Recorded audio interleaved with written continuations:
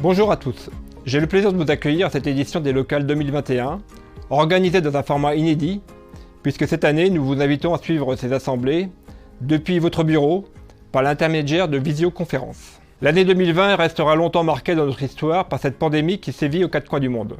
Serre France Côte d'Armor s'est mobilisé dès le premier confinement auprès des adhérents et sera aux côtés des plus touchés pour 2021, par la mise en place des démarches au niveau social employeur, par l'accompagnement dans les dispositifs d'aide, par l'accompagnement bancaire et par l'appui du chef d'entreprise dans ses orientations stratégiques. C'est la raison d'être de Serre France Côte d'Armor, accompagner les chefs d'entreprise au quotidien, dans les périodes favorables et les périodes les plus difficiles. Je souhaite remercier tous les collaborateurs et toutes les équipes de Serre France Côte d'Armor qui se sont mobilisés tout au long de l'année 2020 pour assurer la continuité de service malgré les conditions difficiles. L'année 2021 va voir à Serre France la mise en place de MyKinexo, un nouveau service très innovant. Vous pouvez le découvrir dans le SVP Info Conseil du mois de janvier. MyKinexo doit nous permettre, en tant que chef d'entreprise, de nous libérer de tâches administratives pour nous concentrer sur notre métier et les performances de l'entreprise. Malgré les conditions exceptionnelles, nous avons fait le choix de maintenir des élections pour le renouvellement des délégués Serre France. Je vous remercie par avance de votre participation à ce vote électronique. Nous avons besoin des délégués pour vous représenter à l'Assemblée Générale. Ce sont des relais entre les adhérents et le conseil d'administration. Le conseil d'administration est très attaché à l'animation de ce réseau de délégués qui donne du sens au statut associatif de Serre France Côte d'Armor. Je remercie les adhérents qui ont accepté de prendre ce mandat. Je laisse maintenant la parole aux experts qui vont dérouler leur présentation durant une vingtaine de minutes. Vous avez la possibilité de poser vos questions en direct au moyen du chat qui est mis à votre disposition. Bonjour, du coup je vous propose de faire une revue de conjoncture suite à cette année 2020 très atypique. Donc pour les filières hôtels, cafés, restaurants, commerce et transports qui ont été vraiment impactés par ce contexte extraordinaire. Donc dans un premier temps, nous allons revenir sur le contexte exceptionnel de 2020 avec un retour sur l'ensemble des bouleversements et les dispositifs d'accompagnement qui ont été mis en place. Ensuite, je vous propose de faire une prospective sur l'année 2021 et sur les facteurs de résilience de vos filières. Et nous terminerons en fait par une petite phase de questions-réponses.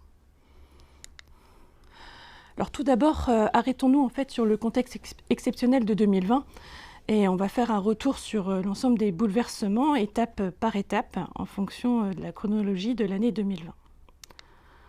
Alors tout d'abord, il faut savoir que cette crise est complètement exceptionnelle. En effet, en général, quand on a une crise qui se met en place, elle fait suite soit à un choc d'offres, soit à un choc de demande. Alors un choc d'offres, c'est par exemple quand il y a un produit qui est pénurique, du coup ça génère en fait des tensions sur le marché.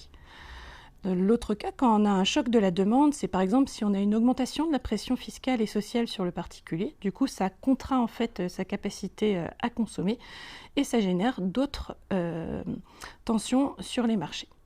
Là en fait la particularité de 2020, c'est qu'en fait tout s'est arrêté. Donc on a combiné les effets d'un choc d'offres avec ceux d'un choc de demande. Les impacts qu'il y a eu, c'est notamment la fermeture ou le quasi-arrêt de l'ensemble des activités, de quasiment toutes les activités.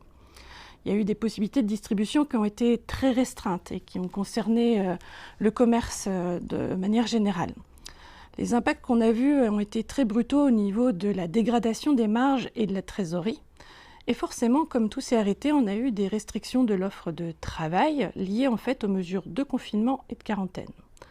On a eu aussi une rupture des chaînes d'approvisionnement et un accès restreint à certains biens d'équipement.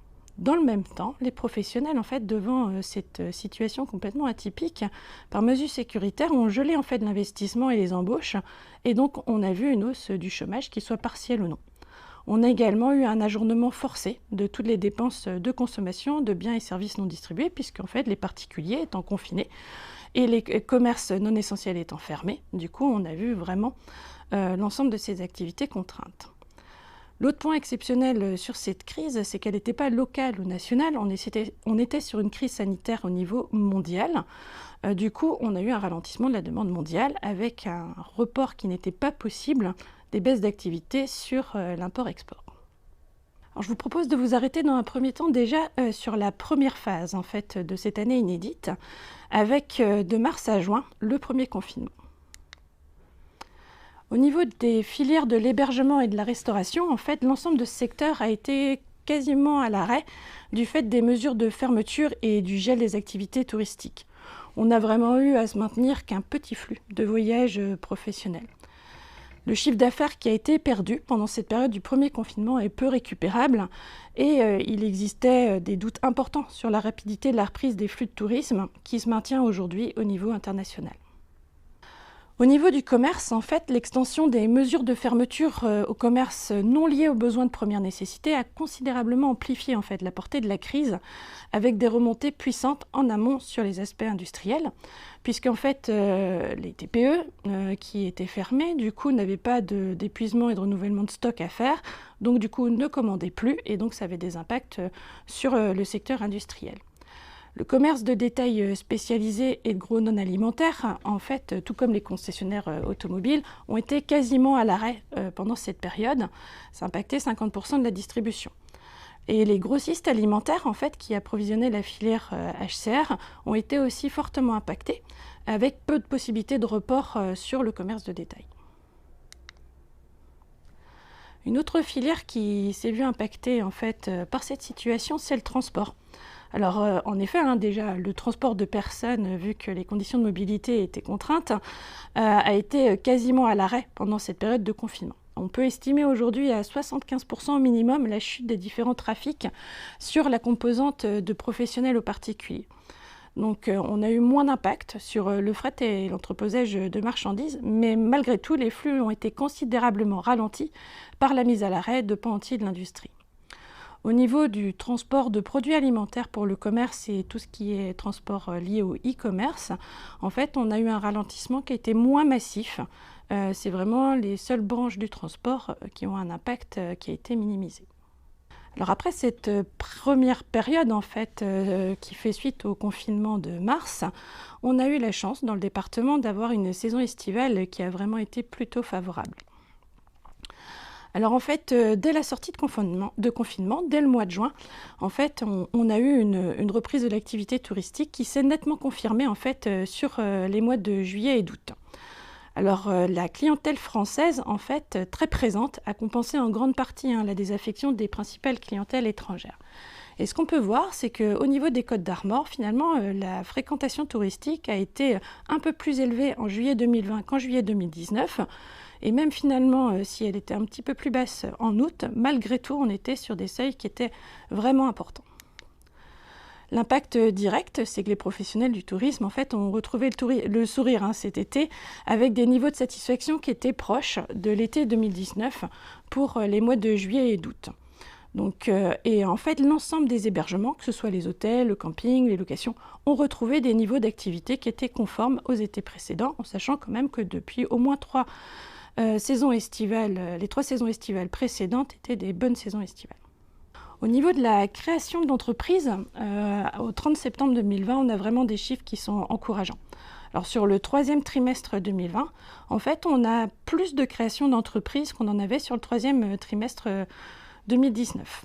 Donc, alors c'est vrai que ça ne vient pas compenser le recul qu'il y a eu sur la création au 2e trimestre 2020, mais ça donne quand même des indicateurs plutôt optimistes pour les périodes de reprise d'activité. Et dans le même temps, au niveau de la disparition d'entreprises, on a également des chiffres encourageants. En fait, on a un niveau de jugement d'ouverture et de procédure collective qui est à 32 et qui est finalement le chiffre le plus bas enregistré depuis le 3e trimestre 2012. Alors c'est vrai que cette situation, elle peut paraître un peu paradoxale dans une situation de crise sanitaire, mais en fait, elle s'explique essentiellement par les mesures de soutien de l'État, que ce soit le chômage partiel, les prêts garantis par l'État, le fonds de solidarité dont on va parler tout à l'heure, qui ont permis en fait aux professionnels de temporiser un peu la situation de crise qui était en cours et d'attendre en fait la période de sortie de crise pour pouvoir se situer et se projeter. Alors à la fin du 3e trimestre, comme on vient de se le dire, finalement les choses étaient plutôt encourageantes. Par contre, à partir d'octobre 2020, on assiste en fait à un reconfinement. En effet, on a une 2e vague épidémique et du coup, dès fin octobre, reconfinement de la population française. Alors ce 2e confinement, pour autant, diffère vraiment du confinement du mois de mars. Déjà au niveau de son périmètre, les restrictions sont quand même un petit peu moins contraignantes. Ensuite, au niveau de sa durée, puisqu'il aura essentiellement duré sur le mois de novembre jusqu'à mi-décembre, Alors ça, c'est vrai pour les activités qui ont été autorisées à rouvrir, puisqu'on a quand même certaines filières qui sont toujours fermées à l'heure d'aujourd'hui. Et ensuite, en fait, la situation du mois de mars était complètement inédite, donc du coup, il fallait apprendre comment faire dans cette situation complètement exceptionnelle. Et dès le deuxième confinement, en fait, les professionnels ont capitalisé sur l'apprentissage induit par l'expérience du printemps. La conséquence, c'est que la baisse d'activité qui est en novembre est beaucoup plus basse que celle qu'il y avait au mois d'avril. Elle s'élève à moins 12%, alors qu'en avril, elle était à moins 30%. Pour autant, le second confinement a un effet important quand même dans certains secteurs d'activité, alors notamment l'hébergement-restauration. On est sur une chute de 49% au quatrième trimestre. Sur tout ce qui est transport, entreposage, on est sur une chute de 23%. Ou encore tous les services qui sont liés à l'événementiel, qui sont inclus dans la catégorie des autres services et qui décrochent, eux, de près d'un tiers. On a d'autres grands pans des services qui résistent cependant mieux. Ainsi, le commerce est impacté, certes, mais globalement de manière moins forte que pendant le premier confinement. On a un recul qui est de 9%, alors qu'au deuxième trimestre, il était de 18%. Alors face à cette situation inédite, en fait, il y a eu de nombreuses mesures de soutien qui ont été mises en place pour accompagner les entreprises durant la crise. Alors tout d'abord, le gouvernement a mis en place des mesures pour accompagner le maintien de la trésorerie dans les entreprises. Alors une des mesures fortes a été la mise en place du fonds de solidarité dès le mois de mars, avec des montants du coup qui dans un premier temps étaient de 1 500 € et qui sont montés jusqu'à 10 000 € à partir du mois d'octobre pour les filières les plus impactées. Au niveau national, le montant alloué par le fonds de solidarité est de 13 milliards. Et au niveau de la Bretagne, en fait, ça correspond à 505 millions, avec près de 78 000 entreprises qui en ont bénéficié. Il y a eu également des mesures de soutien bancaire. Alors déjà, dès le mois de mars, l'ensemble des partenaires bancaires, en fait, ont proposé à leurs clients professionnels des reports des échéances de prêts en cours de 6 mois. Et ensuite, on a eu un nouveau dispositif qui s'est mis en place, le PGE, le prêt garanti par l'État, qui en fait correspond à, dans un premier temps, une avance de trésorerie d'1 an, qui peut soit être remboursée au bout d'1 an, soit se transformer en prêt pour une durée maximale de 5 ans. Au 1er janvier 2021, il y a 638 000 prêts PGE qui ont été accordés pour un montant en fait de 130 milliards d'euros. Et le dispositif reste ouvert jusqu'au mois de juin 2021. Il est prolongé puisqu'il devait s'arrêter au départ au 31/12/2020. On a également eu des dispositifs complémentaires. Déjà des dispositifs locaux avec les communautés de communes qui ont mis des dispositifs spécifiques sur leur territoire sous la forme soit de prêts d'honneur ou de subventions, pour des montants qui sont en général compris entre 1 000 et 3 000 €. Il y a également eu la mise en place par le gouvernement d'une aide au paiement des loyers via la mise en place d'un crédit d'impôt spécifique pour inciter en fait les bailleurs à abandonner les loyers de novembre 2020 au profit des locataires de locaux professionnels. Ce crédit d'impôt s'élève à un montant de 50% des sommes abandonnées pour les bailleurs d'entreprise de moins de 250 salariés et il peut être sollicité jusqu'au 31/12/2021. Afin de ne pas générer de tensions complémentaires sur les liquidités et sur les trésoreries des professionnels impactés, il y a également eu des mesures pour minorer la pression fiscale et sociale des indépendants. Alors tout d'abord via des reports d'échéances sociales et fiscales. En fait, en 2020, les prélèvements des cotisations de l'URSSAF ont été suspendus. C'est une mesure qui se poursuit au premier trimestre 2021 pour les secteurs impactés fortement par la crise. Au niveau fiscal, il y a la possibilité de demander des délais de paiement pour les impôts directs et le remboursement accéléré des crédits d'impôt. On a également eu en fait des mesures d'aide exceptionnelles via le CPS-TI.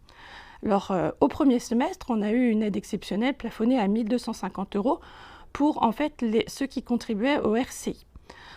Pour le mois de novembre, on a eu l'aide AFE qui s'est mise en place, qui s'élève à 500 € pour les micro-entreprises et 1 000 € pour les entreprises réelles, pour les entreprises concernées par une fermeture administrative. Et ensuite, en 2021, on verra la réduction de 1 800 à 2 400 € des cotisations définitives pour les secteurs qui sont impactés très fortement par la crise.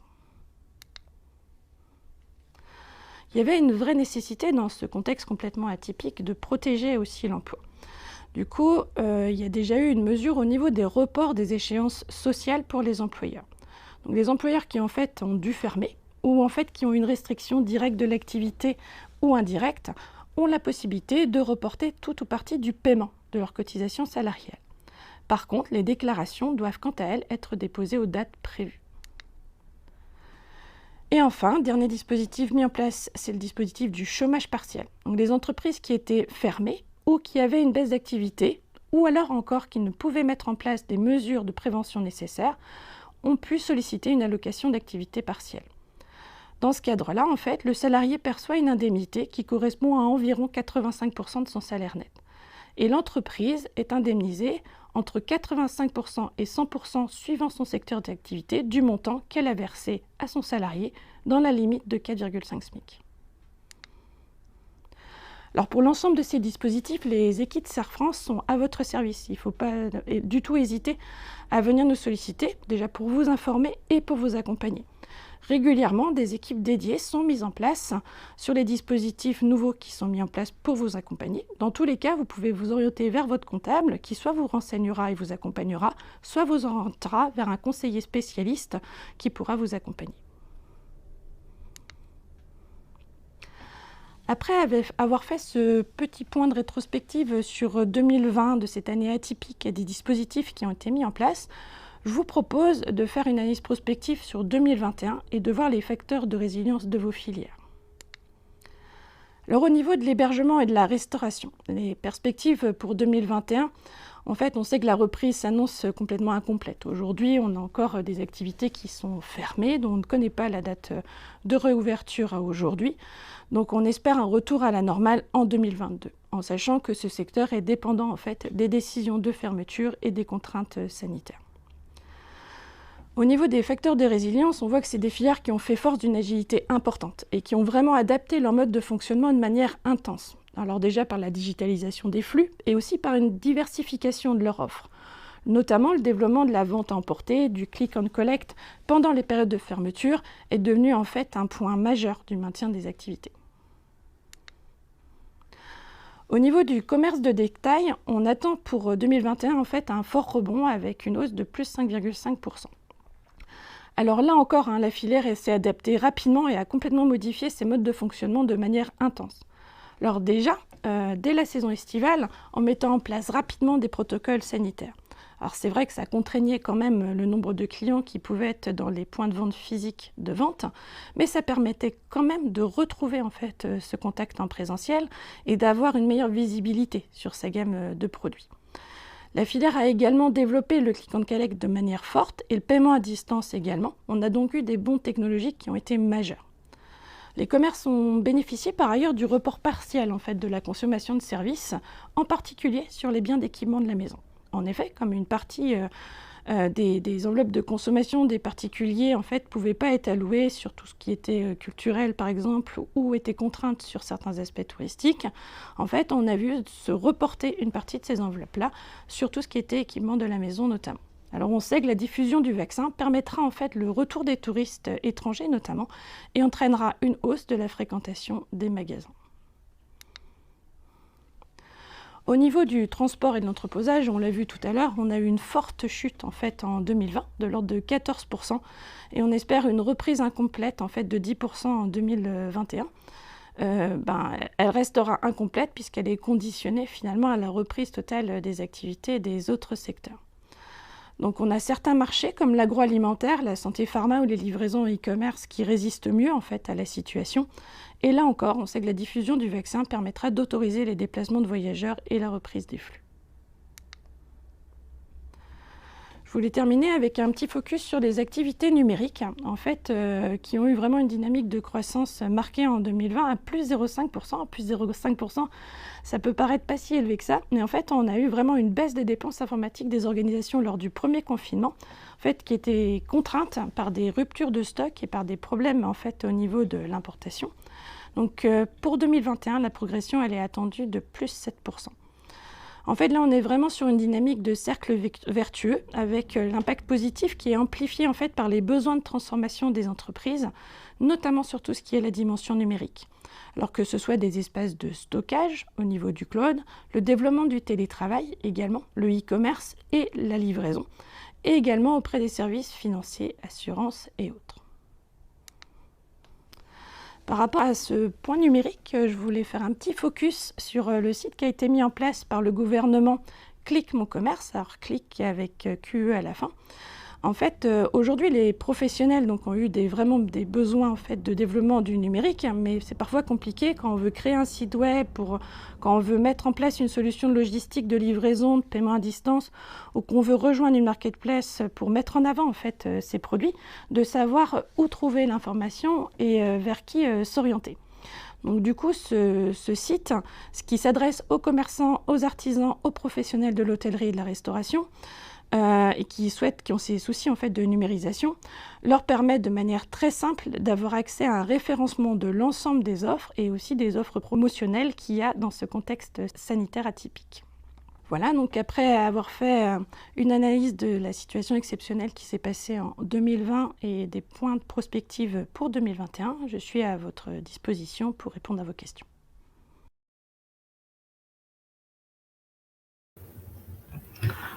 Bonjour à tous. Donc, du coup, je vous remercie déjà de participer à ces locales online sous ce nouveau format. Et du coup, je vais répondre avec du coup, mes collègues aussi aux questions que vous pouvez poser. Alors, déjà, je vais prendre la question de Monsieur Robert qui nous demande ce que vont devenir en fait les reports d'échéances sociales. Est-ce qu'on peut espérer un abandon de la part de l'État? Donc, pour le moment, en tout cas, on n'a pas d'annonce d'abandon. On a des annonces de report, de plans d'apurement qui peuvent se mettre en place. On a eu des non-prélèvements tout le temps, en fait, des arrêts d'activité. Et on a une annonce déjà, ce qui va faire écho, en fait, à la demande de Monsieur Pavard, de réduction de l'ordre de 1 800 à 2 400 € sur les régularisations pour les cotisations définitives. Mais en tout cas, pour le moment, on n'est pas sur une suppression pure et simple des cotisations sociales pour les travailleurs non salariés. Et donc, Monsieur Pavard, par rapport à votre question, non, ça concerne les charges des travailleurs non salariés, donc des dirigeants, au niveau du RSI. N'hésitez pas à poser des questions complémentaires. Je crois qu'il y a Monsieur Pavard qui est...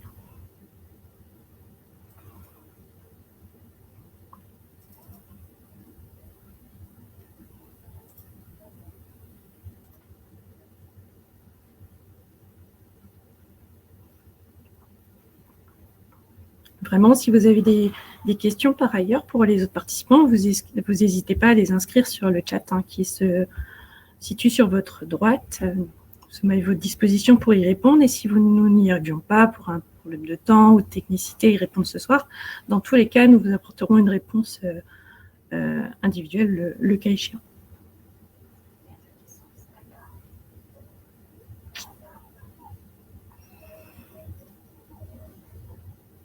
Ah, eh bien, Monsieur Pavard, du coup, merci beaucoup pour l'information complémentaire. Donc, c'est vrai que j'étais sur une rédaction fin janvier, donc où on était sur des réductions entre 1 800 et 2 400.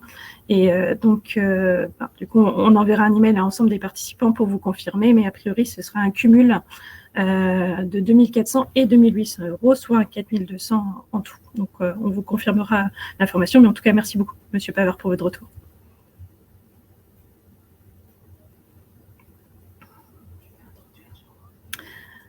Eh bien, écoutez, je vous remercie encore d'avoir participé à ces locales. C'était vraiment important pour nous aussi d'être présents dans cette période, même si c'était sur un schéma différent. Et du coup, je vais laisser Jérôme Lejar qui va clôturer en fait cette locale online. Merci beaucoup. Donc, les NAIG, en tout cas, un grand merci à l'ensemble des organisateurs là, et aux intervenants pour la qualité de ce nouvel exercice en webinar. Donc, on voit qu'on peut réellement échanger d'une manière totalement différente et toujours avec de la qualité. Alors, je vous rappelle que demain, il y a donc une assemblée locale employeur donc à 11h30 pour ceux qui souhaiteraient y participer. Et aussi, vous avez reçu une relance ce jour pour les votes, donc pour voter pour des nouveaux et des renouvellements de délégués. Et donc, vous avez jusqu'à 14h demain pour pouvoir le faire. Donc, en tout cas, merci à tout le monde. Et puis, je vous souhaite une bonne fin de journée, une bonne soirée et un bon appétit à tout le monde. Au revoir.